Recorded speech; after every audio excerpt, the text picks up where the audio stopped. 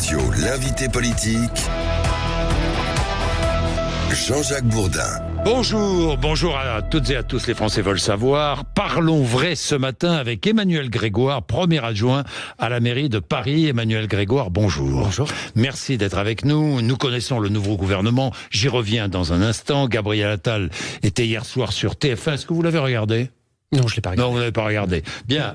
Quels sont les qualités et les défauts de Gabriel Attal ? Vous l'avez rencontré ? Vous l'avez... Oui, enfin, comme beaucoup de socialistes, on le connaît bien, puisqu'il a été très longtemps adhérent du Parti socialiste. Quel chemin depuis ? Je parle de la trajectoire idéologique plus que de la trajectoire de carrière. Écoutez, c'est quelqu'un qui a de l'énergie, c'est quelqu'un qui est intelligent, et moi je ne fais pas de procès d'intention sur les personnes. Ce que j'observe, c'est qu'il a glissé à droite, c'est donc un Premier ministre de droite, un gouvernement de droite. Ce qui est surprenant avec ce gouvernement, c'est que c'est celui qu'on aurait pu avoir avec François Fillon, élu en 2017. Et donc, j'ai d'abord une pensée pour les très nombreux électeurs du premier tour et, par défaut, du deuxième tour d'Emmanuel Macron, qui se retrouve avec un gouvernement de droite dure, alors que la promesse initiale n'était pas celle-là. Et c'est peut-être là qu'est quand même ma réserve sur le plan démocratique, sur le plan philosophique. Je comprends le sens de ce remaniement. C'est un gouvernement très politique, selon vous, pour préparer les élections européennes du 9 Je ne sais pas ce que ça veut dire, un gouvernement très politique. Tout gouvernement est très politique, puisque, y compris quand on nomme des ministres moins politiques, c'est politique de choisir ce type de profil. Donc, en revanche, c'est incontestablement un gouvernement de droite, et je ne crois pas que le président de la République ait été élu avec ce mandat-là. Bien. Un nouveau gouvernement, donc 11 ministres, 3 ministres délégués nommés hier. On attend la suite. Gouvernement resserré dans un premier temps, marqué par la stabilité, évidemment, avec les poids lourds qui restent en place. Bruno Le Maire, Gérald Darmanin, Éric Dupond-Moretti, Sébastien Lecornu, ministre du Travail, de la Santé et de la Solidarité, Catherine Vautrin, chiracienne de droite chiracienne, Stéphane Séjourné, ministre des Affaires étrangères, Catherine Vautrin qui sera assistée comme ministre déléguée à la Santé par Agnès Pannier-Runacher. Des hommes, beaucoup d'hommes au pouvoir.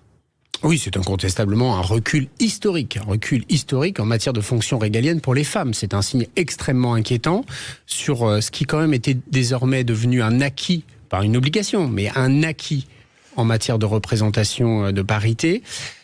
Manifestement, on n'accorde pas beaucoup de confiance aux femmes dans ces fonctions ministérielles.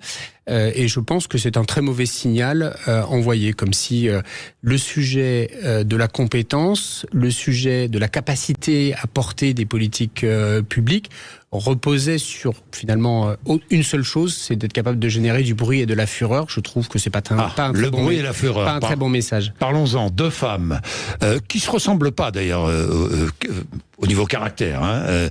2 femmes dont je vais vous parler. La première c'est Rachida Dati, et la seconde c'est Amélie Oudéa-Castéra. Je le dis, qui ne se ressemblent pas sur le plan du caractère. Alors Rachida Dati, nouvelle ministre de la Culture, c'est un bon choix ? Écoutez, non, je pense que c'est un mauvais choix. D'abord, c'est un mauvais choix parce que la ministre, Rachida Dati, est mise en examen pour corruption. Moi, je suis très respectueux de la présomption d'innocence. Je considère que c'est un acquis de la République, c'est un acquis, y compris pour que la justice puisse faire son travail sereinement. Mais connaît-on un Français, une Française normale, je dirais comme ça, qui bénéficierait d'une promotion aussi spectaculaire en étant mise en examen pour corruption? C'est un très mauvais message. C'est, je crois, je le qualifie comme tel, une faute morale dans ce qui doit quand même rester un principe important en démocratie. La présomption d'innocence, évidemment, mais le devoir d'exemplarité aussi, en particulier sur des fonctions aussi éminentes. Donc pas de ministre mis en examen. Non, enfin, je veux dire, c'était la règle historique qui s'était installée. Il ne s'agit pas de les condamner à l'avance. Il s'agit simplement de permettre à la justice de faire son travail sereinement, alors qu'un ministre a évidemment un pouvoir immense, un pouvoir symbolique, un pouvoir médiatique et évidemment des relations, en particulier pour le cas de Rachida Dati. Mais elle est maire du 7e arrondissement. Elle était maire du 7e arrondissement. C'est différent. Elle a été élue maire du 7e arrondissement avant. Et ça, c'est aux électeurs d'en décider. Là, on parle d'une nomination. Une élection, c'est différent. Moi, je peux avoir mon jugement personnel, mais je respecte le droit souverain des Françaises et des Français, des Parisiennes et des Parisiens, de choisir qui ils le souhaitent. Je peux encore une fois avoir mon avis et l'exprimer. Mais là, c'est différent. Là, c'est une nomination dans les plus importantes fonctions de la République. qui impose un devoir d'exemplarité. Donc la présomption d'innocence, oui, mais l'exemplarité, c'est un principe qui est désormais bafoué systématiquement et qui ne s'applique pas de façon équivalente lorsque l'on est puissant ou lorsque l'on est faible. Et donc je pense que c'est un très mauvais message qui est envoyé aux Français. Mais certains puissants ont dû démissionner. Je pense à François Bayrou, par exemple. Enfin, imaginez la différence de traitement.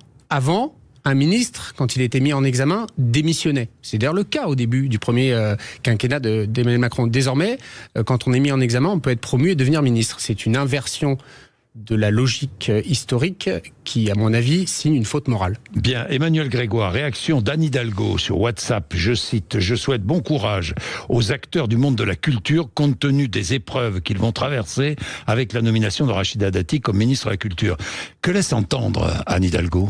Bon, écoutez, que Anne Hidalgo et moi, on a l'habitude de ferrailler avec Rachida Dati, et honnêtement, beaucoup d'autres du Conseil de Paris, que ce soit d'ailleurs dans la majorité municipale de gauche ou même à l'égard des siens à droite. Ils n'ont pas la dent très tendre à son endroit, elle les rudoie.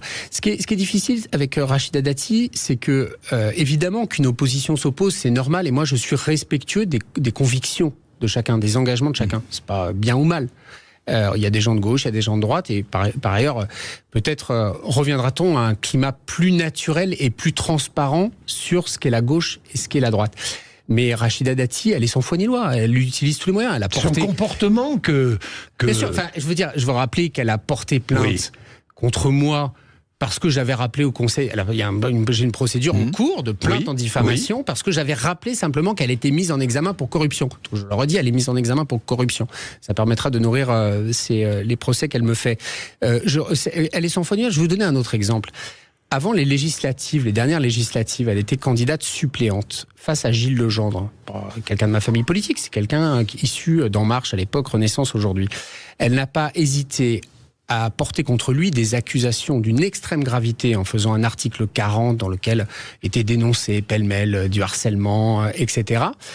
Ce qui d'ailleurs avait à l'époque généré énormément de presse sur la mise en accusation. Elle n'a pas hésité. Et évidemment, il a été totalement blanchi. Ça a fait beaucoup moins de presse quand il a été blanchi. C'est quelqu'un qui ne recule devant rien, mais devant rien, au nom... Sans foi ni loi ?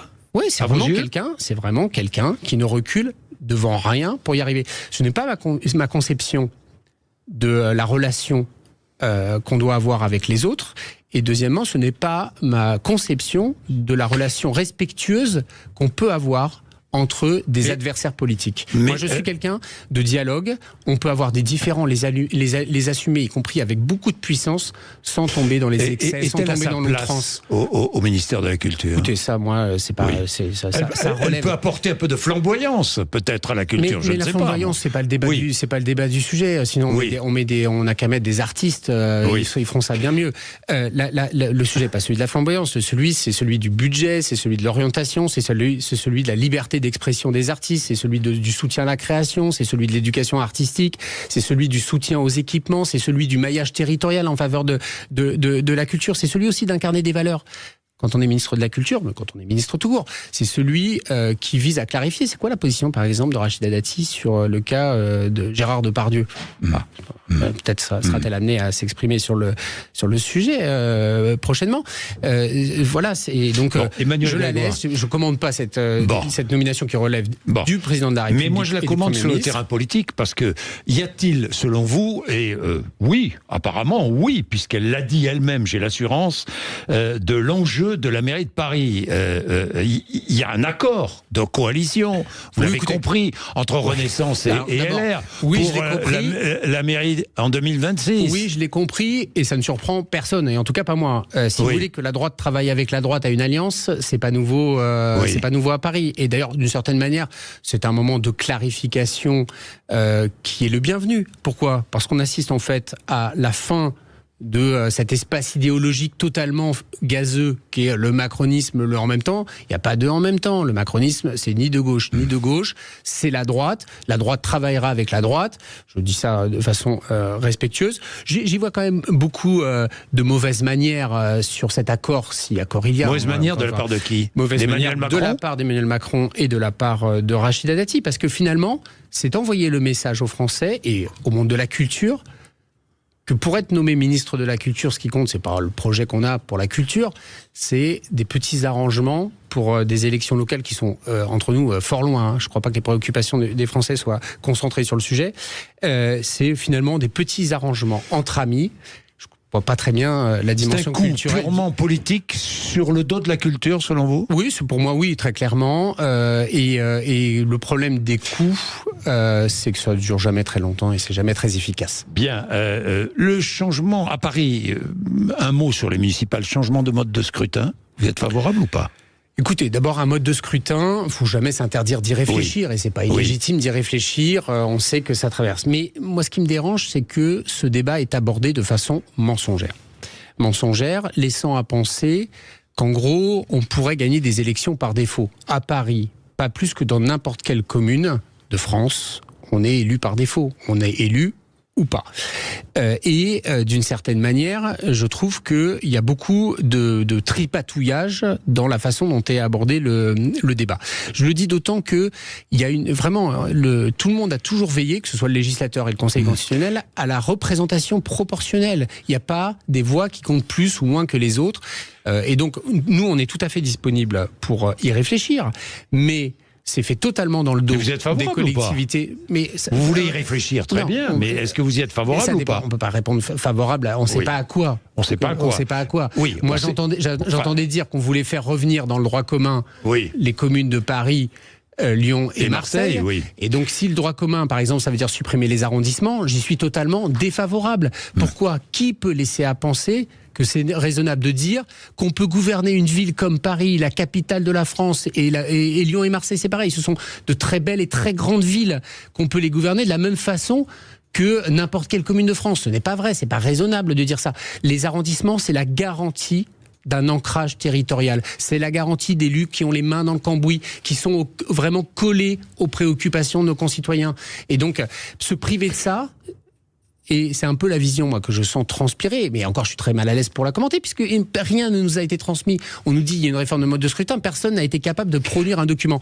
Je crois que tout ce qui, dans notre pays, considère que pour être efficace, il faut recentraliser, est un mensonge et une mystification. Ça ne marche ni pour l'État, ni pour les collectivités territoriales. Autre ministre que vous connaissez, c'est Amélie Oudéa-Castéra. Vous la connaissez parce que vous travaillez avec elle sur notamment les Jeux Olympiques, évidemment. Ministre de l'Éducation nationale, des Sports, de la Jeunesse et des Jeux Olympiques. Le Parc des Princes, il y a polémique en ce moment après les déclarations de David Béliard sur l'antenne de Sud Radio, ici même la semaine dernière. Est-ce que vous prévoyez de rencontrer la direction du PSG dans les jours qui viennent ? Écoutez, pour rencontrer quelqu'un, il faut que ce soit partagé. Donc, on a fait état de notre disponibilité pour travailler. Nous avons dit des choses très claires. La maire a dit des choses très claires. Anne Hidalgo a dit des choses très claires. Elle souhaite que le Parc des Princes reste dans le patrimoine des Parisiens. Ne soit pas vendu. C'est un bien des Parisiens et c'est un bien commun. Il y a dans l'histoire, l'actionnaire actuel du PSG, il est très bien. Il a beaucoup apporté au développement du club. Et donc nous sommes en soutien du projet de rénovation du parc, du développement du PSG. Mais le parc restera la propriété de la mairie de Paris. Et parce qu'une décision comme celle-ci, elle nous engagerait pour l'éternité, par définition.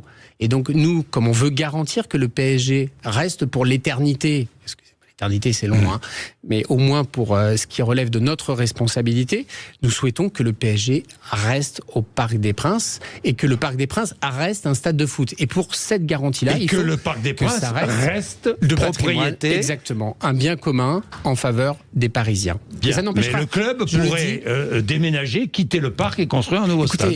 On a plein de propositions à faire. On veut juste dialoguer si le président acceptait vraiment que ces équipes rencontrent une autre. Les travaux, et vite. L'actionnaire trouvera la capacité à 60 000 places. L'actionnaire trouvera les moyens de rentabiliser les investissements qu'il fera. On a plein de propositions à faire, je le redis, plein de propositions innovantes. Mais il faut que nous puissions en discuter rapidement et le faire sereinement et pas par médias interposés. Bien, les Jeux Olympiques, les VTC crient à la discrimination en disant pendant les Jeux, nous ne pourrons pas rouler sur les voies olympiques, 185 km. Ça va changer ou pas ? Écoutez, non, d'abord, c'est pas une décision qui relève de la ville de Paris, c'est une décision qui relève de l'État. Moi, j'ai le souvenir de ce débat difficile quand a émergé ce nouveau service des VTC, qui, je le sais, est très utilisé par beaucoup de vos auditeurs, par beaucoup de Français, beaucoup de touristes. C'est un sujet qui relève d'un débat national sur c'est quoi un taxi, c'est quoi un VTC, quels sont les droits qu'on autorise à certains et pas à d'autres. Le taxi, juridiquement, il est reconnu comme un mode de transport collectif, pour simplifier. Ce n'est pas le cas sur le plan juridique des VTC. Et donc, par ailleurs, moi, je respecte le mouvement de revendication des VTC. Après, il faut avoir en tête que les taxis ont beaucoup de contraintes qu'on leur impose en matière de fonctionnement, en matière de formation, en matière d'achat de licences, etc. Et donc, peut-être un jour, faudra-t-il que le législateur, que le gouvernement se penche sur ce sujet. Mais en gros, nous, on peut pas. C'est pas la ville de Paris qui décide de ça. Aujourd'hui, moi, ce qu'on souhaite, c'est que y ait un moyen évidemment de faciliter les mobilités pendant les Jeux Olympiques. Les taxis auront accès aux voies olympiques et c'est vrai que pour l'instant, c'est pas le cas pour les VTC pour des raisons juridiques. Et pas de péniche sur la scène. Et pas de péniche sur la scène une semaine avant la cérémonie d'ouverture. Oui, écoutez, ça, les JO, je vois bien semaine après semaine. Ça gronde un peu ici ou là. Mais bien sûr, ça gronde. C'est normal. On organise le plus grand événement de l'histoire de notre pays, mais sans doute de l'histoire tout court en termes de visibilité médiatique. Donc, en gros, on n'organise pas un aussi grand événement sans qu'il y ait des cas particuliers à traiter. Ce qu'il faut, c'est le faire avec respect, dans le dialogue, et puis en l'anticipant le plus possible. Mais je peux pas laisser à penser qu'il n'y a pas certains acteurs pour lesquels il y a des effets collatéraux. Mais c'est au prix ou au bénéfice d'une fête pour notre pays, pour notre ville, qui va être extraordinaire. Anne Hidalgo, elle a beaucoup porté les Jeux Olympiques. On lui doit cette organisation des Jeux Olympiques. Nous, notre préoccupation, c'est de faire d'abord que la vie quotidienne puisse continuer en parallèle des JO sans dommage. Et deuxièmement, faire en sorte que ce soit la fête pour tous. La vie quotidienne. Les livraisons du quotidien seront assurées aux mêmes heures dans les quartiers les plus concernés par les Jeux Olympiques? Ça, c'est de façon générale, dans tous les quartiers qui ne sont pas concernés, la vie continuera normalement. Et on se rend compte, on arrive quand même à déstresser et à rassurer tout le monde. Pourquoi? Les zones, on sait évidemment d'abord le préfet de police qui pilote ça, mais je me fais le relais de ce qu'ils disent là-dessus, c'est rencontrer les acteurs pour préciser que les restrictions sont limitées au maximum et qu'elles sont ensuite discutées par les acteurs très directement concernés pour lever et organiser ce qu'il faut pour que tout le monde puisse fonctionner de façon quasi normale. Vraiment, on a l'habitude à Paris, en plus, d'organiser des grands événements. Alors là, c'est beaucoup en même temps, et ce qui donne un caractère un peu exceptionnel. Mais la vie quotidienne continuera, et en plus de la vie quotidienne, il y aura cette fête extraordinaire. Dernière chose, il y a 5 ans, jour pour jour, explosion de la rue de Trévise. Oui. Aujourd'hui, il y a à la mairie de Paris un hommage aux victimes qui est organisé. La mairie de Paris qui continue de considérer qu'aucune faute à l'origine de l'accident n'a été commise par ses services. Oui, tout à fait. Vous avez vu que, contrairement à ce que vous aviez demandé, les juges d'instruction estiment qu'il n'y a pas matière à organiser de nouvelles analyses. Moi, je me prononce pas sur le fond. Oui. C'est pas mon rôle. Oui. La ville est mise en cause comme personne morale. C'est pas individuellement les élus qui sont concernés. Oui, bien sûr, bien sûr. Et la seule chose que je veux exprimer ici, c'est mon immense compassion pour les victimes. Je sais que ça a été difficile. Toutes ne sont pas indemnisées 5 ans après. Alors, oui, mais je précise que c'est pas la ville de Paris qui en a la charge et que la ville de Paris, elle a mis en place un fonds d'indemnisation unique dans l'histoire concernant une collectivité territoriale pour indemniser par anticipation. Je sais que ça a été long, je sais que c'est douloureux comme tout accident de ce type-là pour les victimes et je ne peux exprimer que ma compassion et dire que la ville de Paris, à la fois, elle fait valoir ses droits en justice, mais elle fournit tout pour que la justice fasse son travail dans les meilleures conditions possibles d'abord dans l'intérêt des victimes le jour où il y aura un procès, il y aura évidemment un procès, mais sur le fond, finalement, ça ne m'intéresse pas, ce n'est pas mon rôle. Mon rôle, c'est d'être aux côtés des victimes, de leur dire que, encore une fois, je comprends leur souffrance, je comprends la douleur du délai quand on vit ce type d'accident, et j'ai évidemment une pensée encore plus particulière ce matin pour ceux qui ont perdu la vie et leur famille. Et je veux dire que le dénouement est proche. Il y a le temps judiciaire, il y aura le temps des indemnisations fixées par la justice, puisque à elle seule, il revient de fixer les indemnisations, et que notre seule préoccupation, c'est de faire en sorte de soulager et d'alléger leurs contraintes. Merci Emmanuel Grégoire d'être venu nous voir ce matin sur Sud Radio. Vous voulez réagir, ce n'est pas compliqué, 0826 300 300, après les infos de 9h.